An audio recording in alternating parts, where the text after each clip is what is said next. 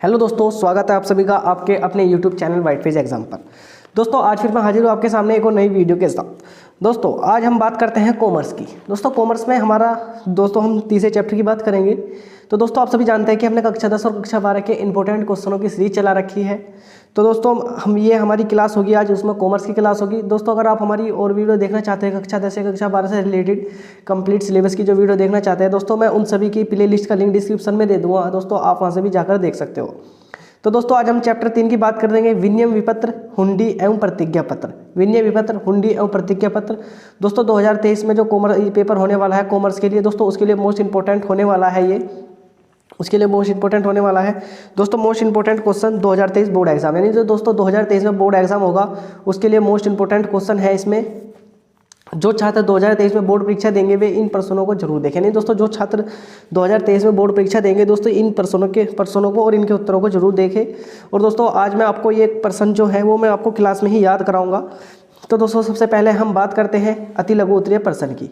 अति लघु उत्तरीय प्रश्न की बात करते हैं। तो दोस्तों वीडियो शुरू करने से पहले जो चैनल पर नए हो चैनल को जरूर सब्सक्राइब कर देना, वीडियो को अपने दोस्तों तक जरूर शेयर कर देना। तो दोस्तों सबसे पहले हम बात करते हैं अति लघु उत्तरीय प्रश्न की। प्रतिज्ञा पत्र से आप क्या समझते हैं? किससे दोस्तों, किससे कह रहा है? प्रतिज्ञा पत्र से। प्रतिज्ञा पत्र से आप क्या समझते हैं? 2012, 15, 17, 19 2012, 15, 17, 19 2012, 15, 17, 19 में पूछा गया है दोस्तों, लगभग 4-5 बार आया हुआ है। तो यह एक लिखित शर्त रहित प्रतिज्ञा है, यानी एक लिखित है और दोस्तों शर्त रहित यानी शर्त रहित प्रतिज्ञा है, जिसमें लिखने वाला अपने हस्ताक्षर करके किसी व्यक्ति या उसके द्वारा आदेशित व्यक्ति को या धारक को एक निश्चित धनराशि देने की प्रतिज्ञा करता हूँ। दोस्तों क्या कह रहा है, यानी प्रतिज्ञा पत्र क्या है दोस्तों? यह एक लिखित शर्त रहित, यानी दोस्तों इसमें कोई शर्त नहीं होती, शर्त से रहित होता है प्रतिज्ञा, यानी कि शर्त रहित यानी इसमें शर्त नहीं होती, जिसमें लिखने वाला अपने हस्ताक्षर करके यानी लिखने वाला अपने साइन करके किसी व्यक्ति या उसके द्वारा आदेशित व्यक्ति को या धारक को एक निश्चित धनराशि देने की प्रतिज्ञा करता है। यानी दोस्तों इसमें क्या करता है? इसमें दोस्तों जो देने वाला है वो हस्ताक्षर करके क्या तो किसी व्यक्ति को दे सकता है या उसके द्वारा, यानी क्या तो व्यक्ति देगा या जो व्यक्ति के द्वारा आदेशित, यानी जो दूसरा व्यक्ति होगा व्यक्ति को या धारक को अपने निश्चित धनराशि देने की प्रतिज्ञा करता है। यानी निश्चित राशि का मतलब यानी निश्चित पैसे देने की प्रतिज्ञा करता है। दोस्तों हम बात करते हैं दूसरे क्वेश्चन की। दूसरा क्वेश्चन क्या कह रहा? दूसरा क्वेश्चन है दोस्तों इसमें विनिमय विपत्र से। विनिमय विपत्र क्या है? विनिमय विपत्र के दो पक्षकारों के नाम लिखे। 2012, 14, 15, 17, 19, 20 दोस्तों 2012 में आया, फिर 2014 में, 2015 में, 2017 में, 2019 में और 2020 में। तो दोस्तों सबसे पहले हम विनिमय विपत्र की परिभाषा देखते हैं। तो यह विनिमय विपत्र यह एक शर्त रहित, शर्त का मतलब दोस्तों इसमें शर्त नहीं होती, शर्त रहित लिखित रूप से आज्ञा पत्र है जिस पर लेखक के हस्ताक्षर होते हैं। यानी इस पर क्या होंगे दोस्तों? इस पर लिखने वाले के क्या होंगे? लिखने वाले के हस्ताक्षर होंगे। यानी यह एक शर्त रहित लिखित आज्ञा पत्र है जिस पर लेखक के हस्ताक्षर होते हैं, जिसमें किसी विशेष व्यक्ति को एक निश्चित तिथि पर निश्चित धनराशि का भुगतान करने हेतु आदेशित किया जाता है। विनिमय विपत्र के पक्ष इसके लेखक या आहर्ता, देनदार या आहर्ता। लेखक या आहर्ता, देनदार या आहर्ता, इसके दो होते हैं। लेखक या आहर्ता, देनदार या आहर्ता, इसके दो पक्ष होते हैं। इसमें पूछा था ना दोस्तों विनिमय विपत्र से क्या समझते हैं, यानी विनिमय विपत्र क्या है?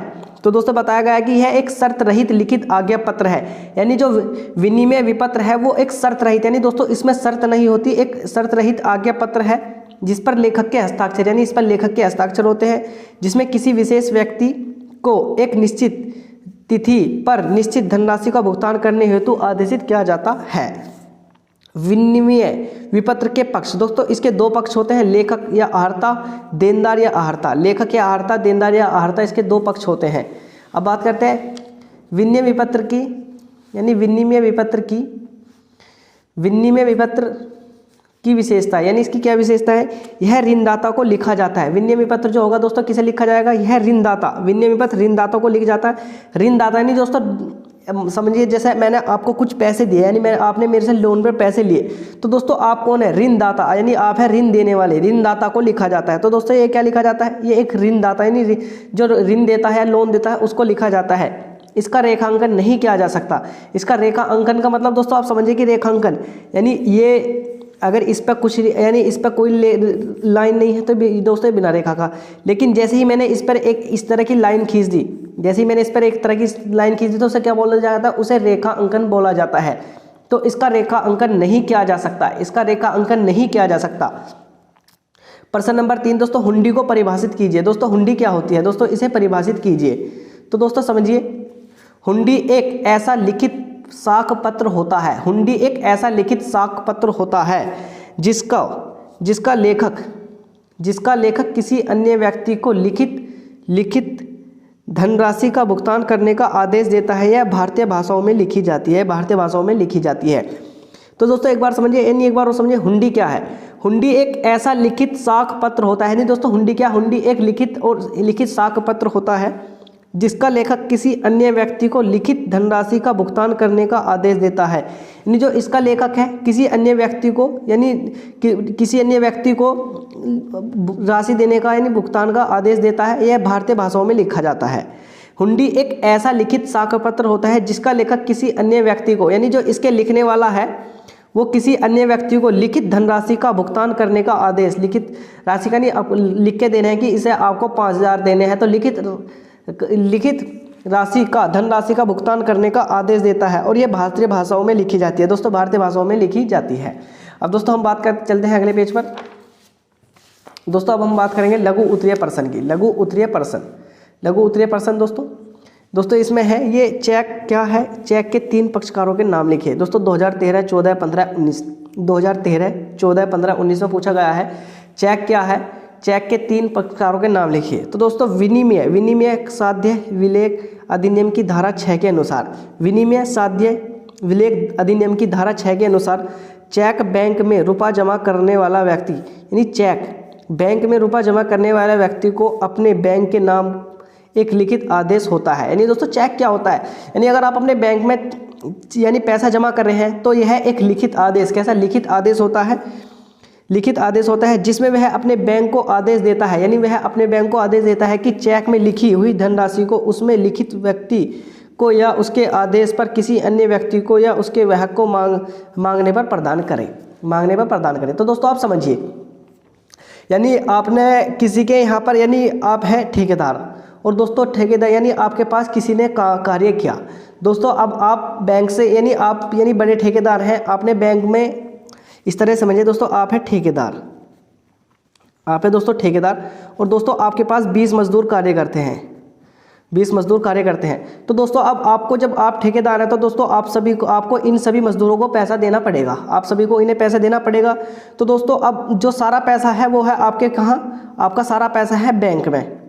अब दोस्तों अब आप ऐसा तो नहीं करोगे कि आप बार बार, अगर एक मजदूर ने पैसा मांगा तो बैंक से ला के दे दिया, फिर दोबारा गए, फिर दोबारा, दोस्तों ऐसा आपको 20-25 बार बैंक जाना पड़ेगा। लेकिन दोस्तों आप ऐसा, यानी आप बार बार ऐसा नहीं कर सकते। तो आप क्या करोगे, आप बैंक से क्या करवाओगे, आप बैंक से करवाओगे पासबुक, यानी या आप बैंक से करवाओगे चेकबुक, क्या बैंक से इशू करवाओगे चेकबुक, यानी चेकबुक इशू कराओगे दोस्तों। और दोस्तों आपको, यानी इन 20 व्यक्ति को आप चेक काट कर दे दोगे। पहले व्यक्ति आया दोस्तों, उसको आपने अपनी चेकबुक से एक चेक काट कर दे दिया 20,000 का कि जाकर इसे बैंक से पैसे ले लो। तो दोस्तों जैसे ही वो मजदूर बैंक में इस चेक को लेकर जाएगा तो दोस्तों बैंक मैनेजर उसमें जो आपके साइन देखेगा, यानी जो ठेकेदार है उसके साइन देखेगा, और उसके साइन कंप्यूटर से मिलाने के बाद में जो राशि उसमें लिखी रहती है उतनी राशि आपको दे देगा। क्या, इतनी राशि आपको दे देगा, यानी इतनी राशि आपको दे देगा। तो दोस्तों चेक सिर्फ वही है कि यानी आप बार बार ना जाकर बैंक में, अगर आपको बार बार जाने में असुविधा हो रही है तो दोस्तों आप चेक बुक बैंक से इशू करा सकते हैं, और इशू कराने के बाद में आप उससे किसी को चेक लिख कर दे सकते हैं और वो आपके नाम से पैसे, यानी आपके अकाउंट से पैसे निकाल सकता है। बस दोस्तों चेक बुक यही है। यही कह रहा है कि विनिमय साधन विलेख अधिनियम धारा के 6 के अनुसार चेक बैंक में जमा करने वाला, यानी जो चेक बैंक में रुपए जमा करने वाला, यानी आपके बैंक में रुपया है करने वाला व्यक्ति अपने बैंक के नाम एक लिखित का मतलब आदेश होता है कि चेक क्या होता है, अगर आपका पैसा बैंक में है तो दोस्तों उसमें जो बैंक के नाम आपका एक लिखित आदेश होगा, यानी आपका लिखा हुआ एक आदेश होगा जिसमें वह अपने बैंक को आदेश देता है, यानी आप बैंक को आदेश देते हो कि चेक में लिखी हुई धनराशि को उसमें लिखित व्यक्ति को, यानी जितनी राशि आपने चेक में लिखी है उसमें लिखित व्यक्ति, यानी दोस्तों आप चेक पर उस व्यक्ति का नाम भी लिख सकते हो या उसके द्वारा आदेश पर किसी अन्य व्यक्ति को या इसके वाहक को मांगने पर प्रदान करें, यानी इसके वाहक को मांगने पर प्रदान करें। अब दोस्तों ऐसा हो सकता है आपने इस मजदूर को चेक दिया, अब ये मजदूर खुद ना जाकर अपने भाई से कह देगा कि इस चेक को ले जाना और बैंक में जाकर दे देना। तो दोस्तों इसमें कह रहा है ना, या उसमें लिखित व्यक्ति को या उसके आदेश पर किसी अन्य व्यक्ति, आप किसी अन्य व्यक्ति के नाम से भी चेक कटवा सकते हो या उसके वाहक, यानी अगर आपने यानी आप खुद ना जाकर बैंक से अपने भाई से चेक बनवाते हो तो दोस्तों उसके वाहक को मांगने पर प्रदान करे, यानी पैसा प्रदान कर दे। दोस्तों ये चेक होता है। अब हम बात करते हैं कि दोस्तों चेक के 3 पक्ष होते हैं। अभी हमने दिखाया था कि चेक के 3 पक्षकारों के नाम लिखिए। तो दोस्तों हम चेक के पक्ष जानते हैं। दोस्तों चेक के 3 पक्ष होते हैं, लिखने वाला, पाने वाला और देने वाला। लिखने वाला, पाने वाला, यानी दोस्तों जो चेक्स के 3 पक्ष होते हैं, यानी जिसने लिखा, जिसने पाने वाला, यानी जिसे आपने दिया, और देने वाला, यानी ये तो दोस्तों ठेकेदार हो गया। एक तरह से समझिए उदाहरण के समय से दोस्तों, ये तो ठेकेदार हो गया। ये क्या हो गया दोस्तों, ये मजदूर हो गया। आपने चेक लिखा किसके लिए, मजदूर के लिए, और जो मजदूर ने चेक कहाँ से बनवाया, यानी पैसे कहाँ से लिए, बैंक से। तो लिखने वाला ठेकेदार, पाने वाला मजदूर और देने वाला यानी जो पैसे देगा वो कौन होगा दोस्तों, वो होगा बैंक, यानी बैंक से पैसे निकाले जाते हैं। अब बात करते हैं एक चेक को रेखांकित कैसे किया जाता है, इसके 2 लाभ बताइए। रेखांकित का मतलब मैंने दोस्तों आपको बता दिया कि अगर ये बिना रेखांकित है, लेकिन जैसे ही मैं इसके अंदर नीचे एक ऐसी लाइन खींच रहा हूं तो दोस्तों ये कैसी होगी, रेखांकित होगी। कैसी रेखांकित होगी, तो समझिए जब चेक को सुरक्षित बनाने के उद्देश्य से, चेक के मुख्य पृष्ठ पर, यानी चेक को सुरक्षित बनाने के उद्देश्य से चेक के मुख्य पृष्ठ पर बाईं ओर, दोस्तों ध्यान रखना रेखा किधर और खींचनी, बाईं ओर एक तिरछी समांतर रेखाएं खींच दी जाती हैं, तिरछी और समांतर रेखाएं खींच दी जाती हैं। तो इस प्रक्रिया को चेक का रेखांकन, तथा ऐसे चेक को रेखांकित चेक कहते हैं, रेखांकित चेक कहते हैं। एक बार समझिए, जब चेक को सुरक्षित बनाने के उद्देश्य से, चेक के मुख्य पृष्ठ पर बाईं ओर तिरछी, बाईं का मतलब दोस्तों बाईं ओर तिरछी रेखा खींच दी जाती है, तो इस प्रक्रिया को चेक का रेखांकन तथा ऐसे चेक को रेखा अंकित चेक कहते हैं। दोस्तों बस आपको ध्यान रखना है कि जैसे ही तुम चेक के बाईं ओर एक तिरछी रेखा खींच दोगे तो इसी प्रक्रिया को चेक का रेखांकन कहेंगे और इस ऐसे चेक को रेखांकित चेक भी कहते हैं। अब हम बात करते हैं चेक रेखांकन के लाभ। दोस्तों चेक रेखांकित चेक सुरक्षित होता है, यानी दोस्तों चेक कैसा होता है, दोस्तों चेक सुरक्षित होता है और रेखांकित चेक का भुगतान ग्राहक के खाते में जमा हो जाता है। यानी जो आप रेखांकित चेक का जो भुगतान होगा, आप वो बैंक उसे उसके हाथ में ना देकर उसके खाते में वो पैसा क्या कर देंगे, जमा कर देता है बैंक। अब दोस्तों हम अगले क्वेश्चन पे चलते हैं। क्वेश्चन नंबर 3 है कि पूछा है कि बिल के नवीनीकरण से क्या आशय है, नवीनीकरण पर लेखक तथा स्वीकर्ता की पुस्तक में क्या लेखे होते हैं। तो दोस्तों कह रहा है बिल के नवीनीकरण से क्या आशय है, नवीनीकरण पर लेखक तथा स्वीकर्ता की पुस्तकों में क्या लेखे होते हैं।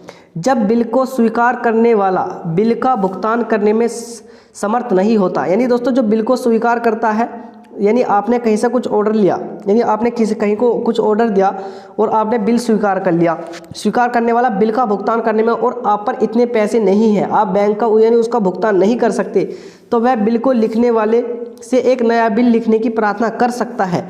यदि बिल को लिखने वाला समझता है कि बिल को स्वीकार करने वाले को कुछ सामान और दिया जाए या नया बिल लिखा जाता है तो उतनी ही अवधि का ब्याज और लगा दिया जाता है। इतनी अवधि का क्या होगा दोस्तों, उतनी अवधि का ब्याज क्या होगा, लगा दिया जाता है। इसके अतिरिक्त यदि बिल तिरस्कृत का मतलब दोस्तों अगर कैंसिल हो चुका है और इसकी निकाई भी हो चुकी है तो नवीन बिल की रकम भी निकराई व्यय में शामिल कर दी जाती है।